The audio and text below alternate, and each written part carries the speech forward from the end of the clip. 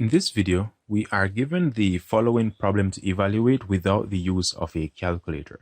So we want to find what this would amount to. All right, so what can we do from here?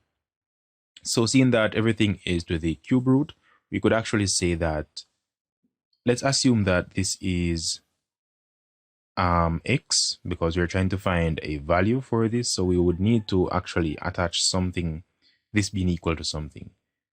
So x is equal to the cube root of 5 root 2 plus 7, take away the cube root of 5 root 2 minus 7.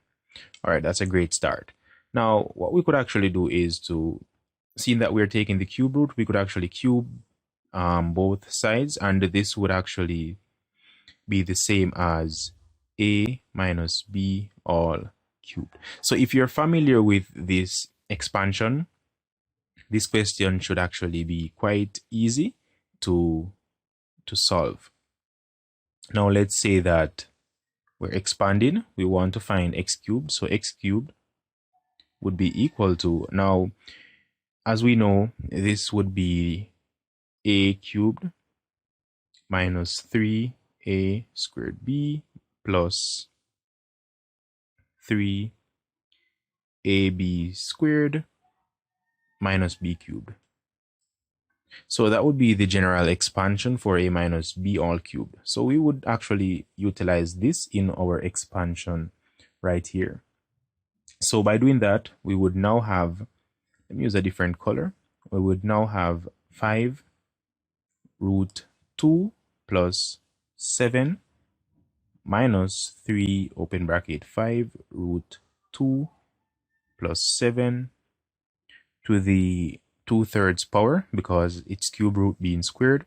So this is to the 2/3 power being multiplied by 5 root 2 minus 7 to the 1/3 power. And this is being added to 3. So this is the 3ab squared part now. So this is 5 root 2 plus 7 1/3 power. And this is being multiplied by 5 root 2 minus 7 to the 2/3 power. Let me erase that. So 5 root 2 minus 7 to the 2/3. And all of this is, let me put it here, take away 5 root 2 plus 7. All right, great. So what can we do from here? We could actually simplify this a bit to actually get a more refined answer. So we could say that x cubed, and as we can see, the 5 root 2 here would cancel the 5 root 2 here. The 7s would add, so we would have 14. So 14 at the front. And let's actually factor out 3. We could actually factor out 3 5 root 2. So 5 root 2 plus 7 and 1 over 3. This would be the same thing as if we were to factor out 3ab from this equation here, or this central part of the equation. So we would be left with 5 root 2 minus 7 to the 1/3 power. And at the end, this is, let me use a square bracket. So 5 root 2 plus 7, 1 over 3, and this is taken away 5 root 2 minus 7 to the 1/3 power. All right, so that is indeed a great start to this problem. Now, if we take a closer look at this part of the equation, now 1/3 power means cube root, so this would basically be the same as what we started off with. So we could actually write this as x. So that would actually help us to get a more refined answer. So let's call that x for now. So from here, we would have, and if we take a closer look at this part of the equation as well, we could see that that is a difference of 2 squares. Now,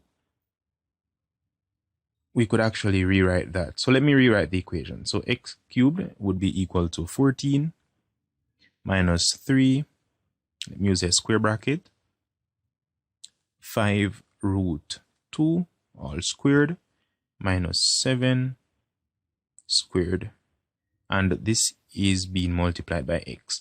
Now here is a difference of 2 squares, and if we should expand or rewrite it, we would end up with this at the top. So keep that in mind. That is quite important. Now, when working with these questions, you have to analyze and try to find loopholes or actually shortcuts to work these questions. And there will always be a way to do it. So let's actually separate this. So 5 root, because we could actually calculate this for ourselves. Now this is actually equal to, so 5 root 2 all squared is simply 25 times 2. So that is 50. Take away 7, which is equal to, well, take away 7 squared actually. So that is 49. And that is equal to 1. So we are almost through with this question. So we could say that x cubed minus 4 minus 3 times 1 times x cubed is equal to. So x cubed is equal to 4 minus 3x. And let's get everything on one side so we could actually solve for this equation. So this is now equal to x cubed plus 3x minus 4 is equal to 0. 14 rather is equal to 0. All right, so what can we do from here to get our solutions? We have a cubic equation and we need to find factors. So what we could actually do is to actually use trial and error. Now, seeing that we have 14 as our constant here, we could say that factors of 14 would be 2, well, negative 14 would be 2, negative 7, negative 2, 7, 1, 14, well, 1, negative 14, negative 1, 14. All right, great.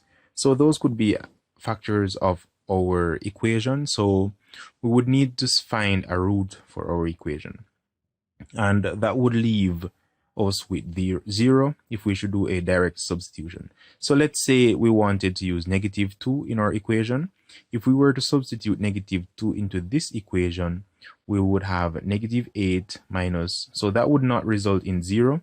So if we should try positive 2, that would be 8 plus 6, that is 14 minus 14, which is indeed 0. So one of our definite roots would be x minus 2. So x minus 2 is one of our roots. So x minus 2. And we know that when we factor out from a cubic equation, the first term would always be x squared, or depending on the coefficient.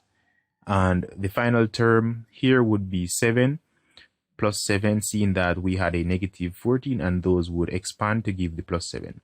Now, what we need to get is the middle term.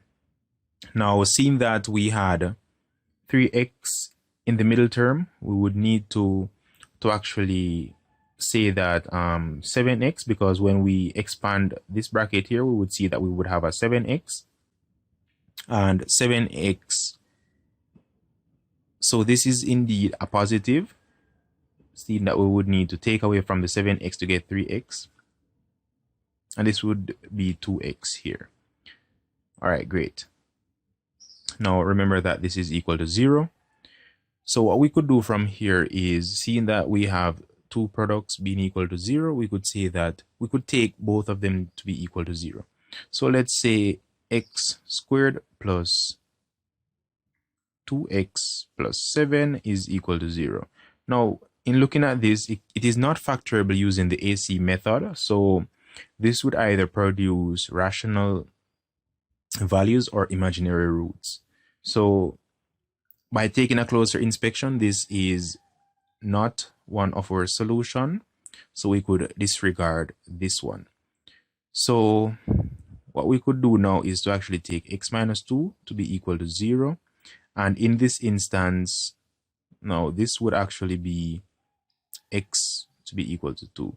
And if we should use a direct substitution in our original equation, where x is equal to 2, we could see that we would actually get, or this answer would actually work out to be 2 if we should use a calculator or other methods.